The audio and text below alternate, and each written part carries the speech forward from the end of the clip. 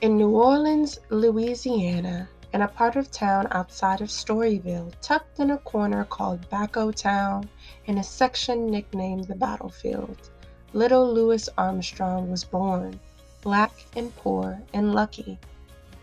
My whole life has been happiness. On the corner of Perdido and Liberty, little Louis lived in one room with no lights and no running water, but it was home to him and his sister, Mama Lucy, and his mama, Mayan. The grandson of slaves, little Louis toted laundry, hauled coal, sold newspapers, and scavenged through garbage to earn money for his family. On the streets, little Louis sometimes made his own trouble, but it was nothing his mama's sharp tongue and a switch from the chinaberry tree in Grandma Josephine's yard couldn't fix. I say never worry what the other fella has, as long as you're having fun in your own way. Every day outside his window, little Louis listened up and down the streets to the music of brass bands, funeral marches, honky-tonks on Saturday nights, church services on Sunday mornings. Across the street, he peeked through the cracks of Funky Butt Hall. On cornet, the sassy ragtime music of Bunk Johnson, Buddy Bolden, and Joe Oliver followed him wherever he went.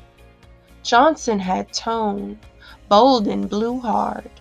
But for little Louis, it was King Oliver who could outperform any horn player in all New Orleans.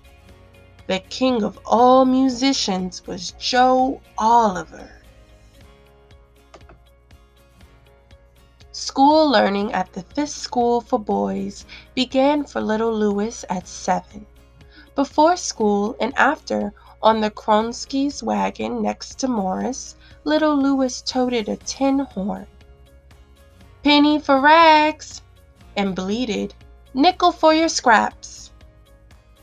Although I could not play a good tune, Morris applauded me just the same. Through the window of a pawn shop, a cornet caught Louis's eye. A $5 loan from Morris bought the cornet for Louis. Some brass polish and oil brought the horn to life.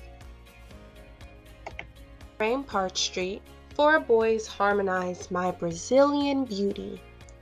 Little Mac on drums, Big Nose Sidney on bass, Redhead Happy Bolton as baritone, and the gravely tenor of little Louis, the boy with a smile so wide open kids called him Satchel Mouth.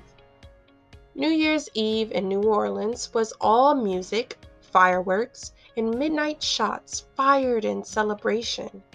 Little Louis joined in with his stepfather's gun. All his scraps with the law added up, and at 11 years, little Louis was sent away. I thought the world was coming to an end. At the Colored Waif's home for boys, little Louis could barely eat. He missed his mama, his sister, and his cornet. Through his open windows drifted the call of the bugle. A bugle to rise, a bugle for chores, a bugle for bed. The band leader, Mr. Davis, told little Louis that boys from the battlefield don't belong in a band. Little Louis sang solos for everyone to hear. Mr. Davis listened and started little Louis with the tambourine. Then he played the drums. Mr. Davis made him the bugler. Then he put him on cornet. Mr. Davis made him the band leader. Me and music got married at the home. The band traveled to play in every corner of New Orleans, uptown and downtown, West End, Spanish Fort, and Front O' Town. But for little Louis, there was nothing like walking through his old neighborhood at the head of the band, blowing Home Sweet Home. Lining the streets was everyone he knew, and right up front was his mama man. I could not think of anything but my good luck.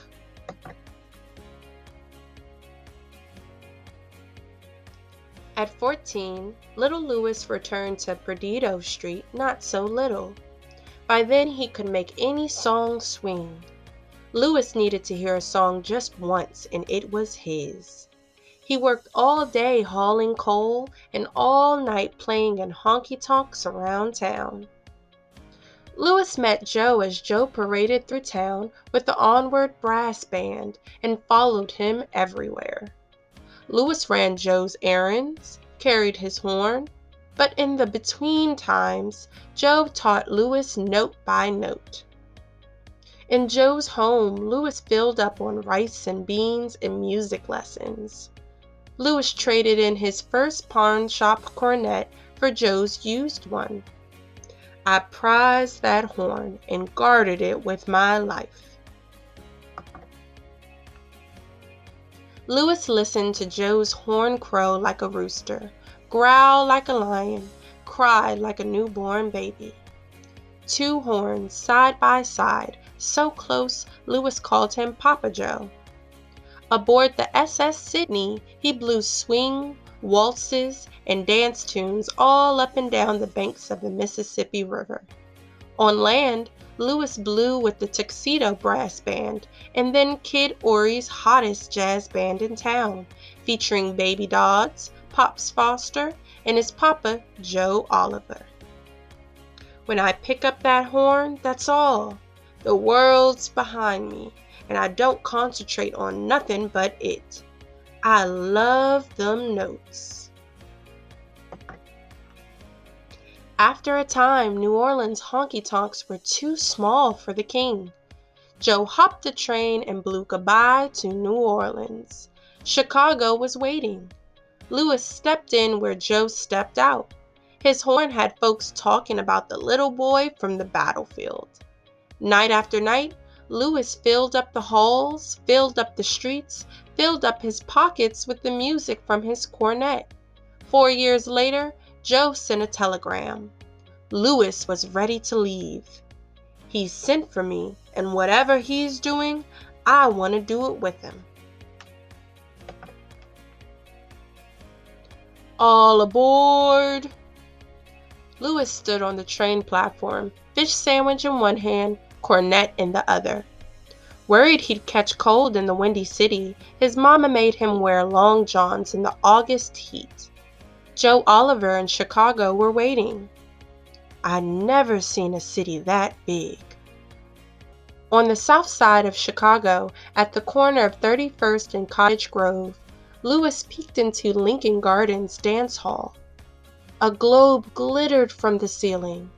A balcony looked out over the dance floor. Joe and King Oliver's Creole Jazz Band warmed up.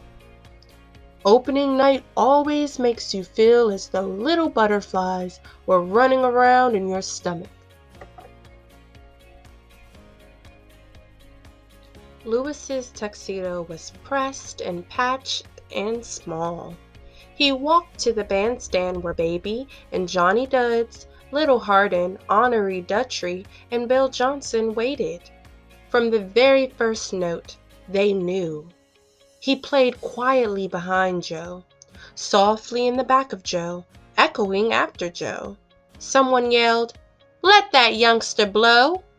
And Louis stepped forward and stood in front of Joe and blew. My boyhood dream had come true at last.